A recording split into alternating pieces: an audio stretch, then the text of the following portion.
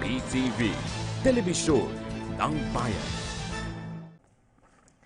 Samantala, inihahanda na ng Criminal Investigation and Detection Unit ng Quezon City Police District ang isasampang patong-patong na kaso laban sa dating ministro o tiniwalag na miyembro ng Iglesia ni Cristo na si Ka Angel Manalo at iba pang miyembro na dinakip noong Huwebes dahil sa pakipagbarilan sa mga pulis. Kasalukuyang nasa tanggapan ng CIDU QCPD sa Camp Karingal si Manalo at iba pang INC members para sa paghahanda sa kasong illegal possession of firearms, frustrated murder at direct assault.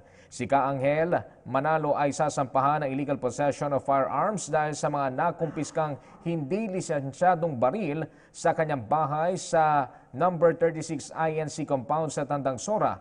Nakuha ng mga pulis sa bahay ni Ka Angel Manalo ang M16 rifle, shotgun, 2 carbine, isang caliber 40 na pistola at isang rifle grenade.